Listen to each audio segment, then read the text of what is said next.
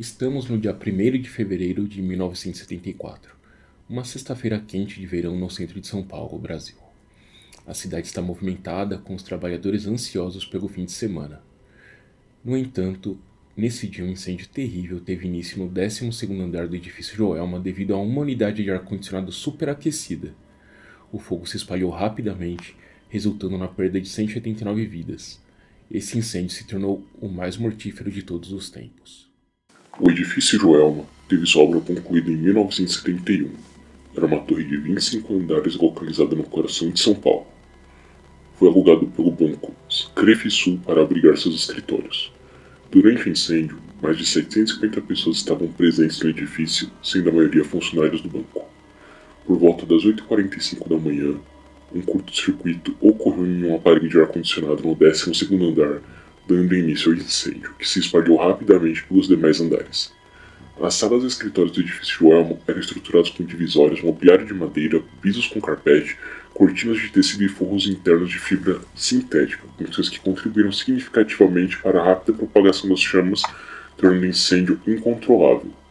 Após 15 minutos do curto-circuito, as escadas íngremes localizadas no centro dos andares se tornaram inacessíveis, bloqueadas pelo fogo e pela fumaça.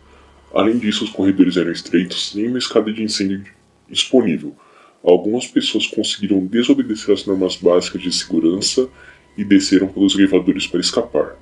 No entanto, os elevadores logo deixaram de funcionar devido às chamas que resultaram em falhas no sistema elétrico e na trágica morte de uma assessorista no 20º andar. O incêndio começou a se alastrar de forma rápida e por volta das 9h03 da manhã, um observador do outro lado da rua detectou as chamas e imediatamente chamou os serviços de emergência. Os bombeiros chegaram ao local em apenas 7 minutos, às 9h10 da manhã. As chamas agora podiam ser vistas se espalhando pelas paredes externas do prédio. Os bombeiros entraram no edifício, mas foram impedidos de subir além do 11º andar devido ao calor intenso e à densa fumaça. Com a escada principal inutilizável, os esforços de resgate teriam que ser realizados pelo lado de fora. Por volta das 9h20 da manhã, toda a parte de cima do prédio estava tomada pelas chamas que se espalhavam descontroladamente. Grandes multidões se aglomeraram para assistir à tragédia em desenvolvimento, sem perceber que estavam dificultando a chegada de mais veículos de resgate. Nesse momento, qualquer pessoa presa nos andares superiores podia ver que não havia saída, então começaram a escalar o lado externo do prédio onde está a sua única chance de encontrar abrigo, nos pilares externos do edifício. É difícil imaginar o terror de estar preso em uma saliência tão estreita a centenas de metros acima da rua, enquanto o caos do incêndio se espalha ao redor. As projeções de concreto com apenas 90 cm de largura são o único refúgio disponível para estas pessoas. As escadas dos caminhões de bombeiros conseguiam alcançar apenas o 11º andar do prédio. Devido à baixa pressão da água, pouco pode ser feito do nível do solo para combater o incêndio.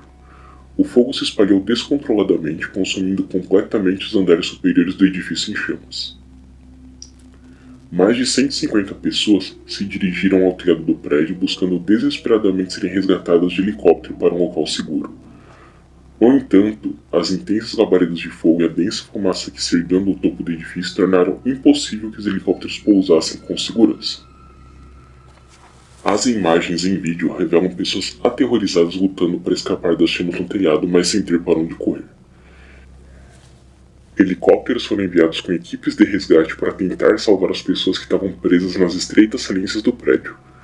No entanto, as chamas em movimento e a densa fumaça tornaram essa tentativa quase impossível e extremamente perigosa. Desesperadamente, mais de 40 pessoas decidiram pular para escapar das terríveis chamas. Alguns tentaram segurar nas escadas de incêndio enquanto caíam, o que acabou causando a queda de outros sobreviventes e socorristas. Infelizmente, ninguém que pulou sobreviveu. Após consumir todo o material inflamável do edifício, finalmente por volta das 10h30 da manhã, o fogo começou a diminuir.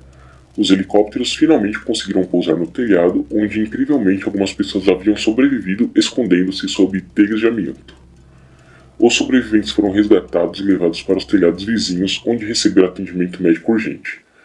Pessoas que ficaram presas nos estreitos vãos de concreto por até 4 horas foram finalmente resgatadas. Essa operação foi extremamente perigosa para dizer o mínimo. Por exemplo, para resgatar um jovem que estava no 18º andar, a escada de incêndio principal foi estendida até o 12º andar e uma escada secundária foi apoiada no topo. Para chegar ao 16º andar, o jovem teve que descer pelo lado externo do prédio do 18º andar para alcançar a escada secundária. No final, a tragédia resultou na perda de 189 vidas e deixou mais de 350 pessoas feridas, muitas delas em estado grave. As imagens capturadas deste evento continuam a representar o maior número de fatalidades em um arranha-céu. A exibição dessas filmagens na televisão foi verdadeiramente chocante, levando a um clamor por uma revisão completa das normas de segurança do prédio, não apenas no Brasil, mas ao redor do mundo. A investigação da tragédia revelou numerosas falhas e deficiências. Na verdade, quase todos os aspectos do edifício poderiam ter sido aprimorados. Como um comentarista resumiu de forma sucinta, se alguém estivesse tentando projetar um prédio para causar mortes em um incêndio, seria exatamente assim que o fariam. Finalizado em 1971, o edifício Joelma utilizava pilares e lajes de concreto, um método de construção comum naquela época. E não há nada de errado em utilizar esse tipo de construção em termos de segurança contra incêndios. De fato, após o incêndio, o prédio foi renovado e continuou sendo utilizado, pois a estrutura básica estava intacta. O motivo pelo qual o prédio se revelou tão mortal se dava ao seu projeto mobiliário interno e a total falta de medidas de prevenção contra incêndios. A planta baixa do prédio possuía duas asas de forma irregular conectadas a uma área central onde estavam localizadas as escadas e os elevadores. Não havia divisões internas separando esse núcleo central das duas asas. O plano era completamente aberto, ou seja, se o incêndio ocorresse, não haveria como contê-lo em apenas uma parte do prédio. É importante observar que havia apenas uma escada central e o prédio não possuía escadas de incêndio separadas. Uma vez que os elevadores ficaram inoperantes e as escadas principais intransponíveis, não havia outro caminho para descer. Para piorar o problema, as medidas de prevenção de incêndios no prédio eram praticamente inexistentes. Não havia sistema de sprinklers, nem escadas de emergência ou iluminação de emergência. Também não havia um sistema de alarme de incêndio instalado.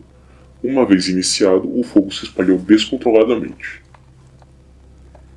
A maioria das pessoas que conseguiram evacuar com sucesso do prédio o fez nos primeiros minutos do incêndio, utilizando os elevadores localizados no núcleo central de serviço do edifício. Cerca de 300 pessoas foram salvas ao usar os elevadores, até que o calor se tornou muito intenso e eles tiveram que ser abandonados. Durante essa tragédia ocorreram atos incríveis de bravura. O sargento José Rufino conseguiu estabelecer uma linha de corda a partir de um prédio vizinho e se deslocou até o edifício em chamas, conseguindo resgatar 18 pessoas dessa maneira, antes que as cordas queimassem. Uma mãe pulou do 15º andar segurando um bebê recém-nascido. Infelizmente, ela morreu na queda, porém o bebê sobreviveu. Quase inacreditavelmente, apenas 2 anos antes ocorreu outro incêndio em um arranha-céu em São Paulo, no prédio Andros, que prendeu centenas de pessoas dentro.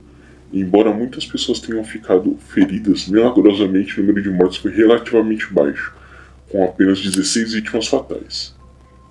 Como resultado, nenhuma alteração no Código de Segurança contra Incêndios foi feita e ninguém considerou os potenciais riscos presentes em outros arranha-céus do centro. Uma oportunidade de evitar o desastre foi tragicamente perdida. Após o desastre, a cidade de São Paulo melhorou seu serviço de combate a incêndios, que havia se mostrado terrivelmente inadequado para enfrentar uma situação como essa. Os códigos de construção de prédios desse porte foram atualizados não apenas no Brasil, mas em outras partes do mundo, principalmente nos Estados Unidos. O terrível espetáculo de um prédio em chamas cheio de pessoas presas provou ser muito impactante para ser ignorado dessa vez. Talvez o fato de que, 50 anos depois, o incêndio do prédio Joelma ainda mantém o triste recorde de maior número de mortes signifique que lições foram aprendidas, embora não possa se negar que essas lições tenham chegado tarde demais para as vítimas. Após o incêndio, o prédio queimado ficou fechado por 4 anos, durante os quais passou por reparos e reformas para uso futuro. Hoje ele é conhecido como Edifício Praça da Bandeira. Ele foi inspecionado pela última vez em relação à segurança contra incêndios em 2013 e passou com êxito.